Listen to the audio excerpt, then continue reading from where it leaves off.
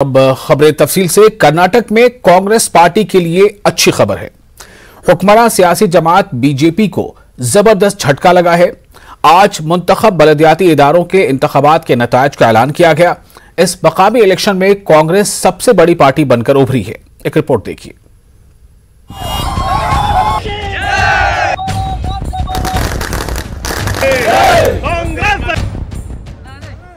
कर्नाटक में आज मुंतखब बलदियाती इदारों के इंतखाबात के नतायज का ऐलान हुआ। इन इंतखाबात में रियासत की अपोजिशन जमात कांग्रेस को बड़ी कामयाबी मिली है, जबकि हुक्मरान सियासी जमात बीजेपी को झटका लगा है। रियासत के 5 सिटी म्युनिसिपैलिटी, 19 टाउन म्युनिसिपैलिटी और 34 टाउन म्युनिसिपैलिटी के इंतखाबात के नतायज का आज ऐलान हुआ। इन तमाम इदारों की 1184 नशिस्तों के लिए 27 दिसंबर 2021 को वोट डाले गए थे। इंतखाबात के नतायज कुछ इस तरह हैं। कांग्रेस ने मारी बाजी। कांग्रेस को सबसे ज्यादा 501 नशिस्तों पर कामयाबी मिली। बीजेपी को 431 नशिस्तों पर कामयाबी, जेडीएस को 45 नशिस्तों पर कामयाबी, 207 नशिस्तों पर आजाद उम्मीदवार हुए कामयाब। 5 सिटी म्युनिसिपैलिटी में 3 पर बीजेपी का कब्जा, कांग्रेस को 1 पर कामयाबी, जबकि 1 इदारा का नतीजा मुअल्लक। 19 टाउन म्युनिसिपैलिटी में 8 पर कांग्रेस का कब्जा, 6 पर बीजेपी का कब्जा, 1 पर जेडीएस को कामयाबी, 4 के नतायज मुअल्लक।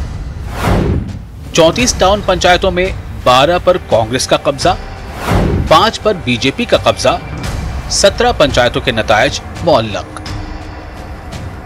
इंतखाबात के नतायज से यह साफ जाहिर हो रहा है कि सिटी म्युनिसिपैलिटी में बीजेपी की पकड़ मजबूत है, जबकि टाउन म्युनिसिपैलिटी और पंचायतों में कांग्रेस की पोजीशन बेहतर दिखाई दे रही है।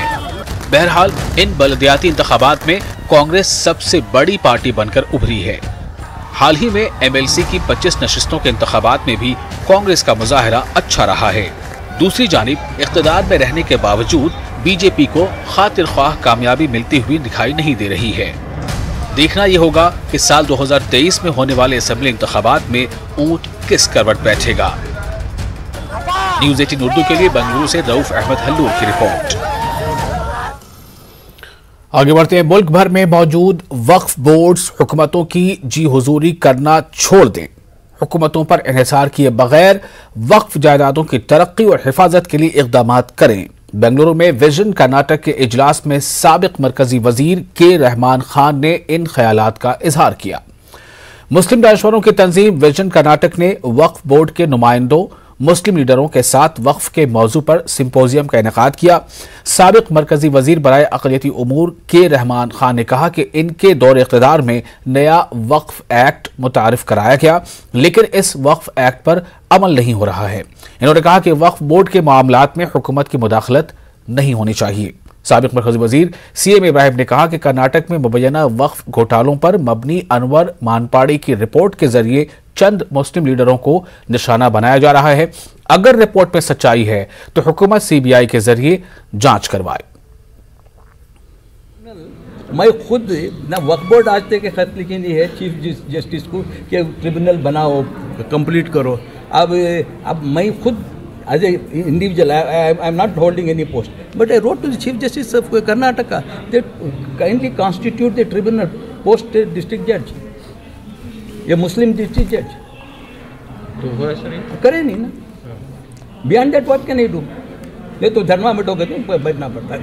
वक्फ की इनकम नहीं बढ़ रही है, आप वक्फ बोर्ड चलाने के पास आपके पास पैसा नहीं तो हुकूमत को बचाते। आज देखे नहीं कानून आया है कि डिस्ट्रिक्ट कमेटी के चेयरमैन डीसी होगा।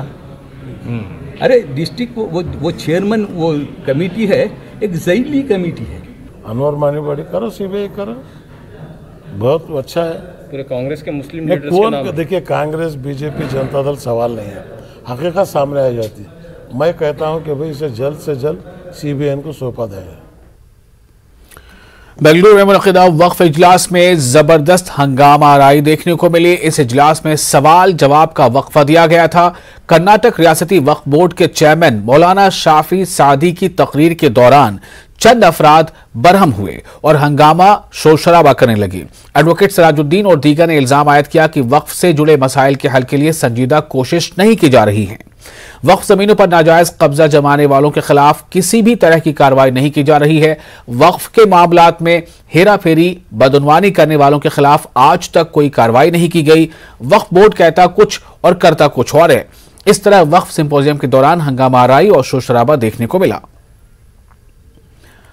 रायचूर में मुख्तलिफ समाजी और मिली तंजीमों के लीडरों ने डिस्ट्रिक्ट वक्फ मशावरती कमेटी के ताल्लुक से जारी करदा महकमे अक़लियती बहबूद के सर्कुलर की शदीद मज़म्मत की है। कर्नाटक मुस्लिम political forum, Ahle Sunnat Al Jamaat, Jamaat Islami Hind, popular front of India, welfare party of India और सूफी स्टडी सेंटर के रहनुमाओं ने डिप्टी कमिश्नर के जरिए कर्नाटक हुकूमत के सेक्रेटरी को एक मेमोरेंडम रवाना किया है।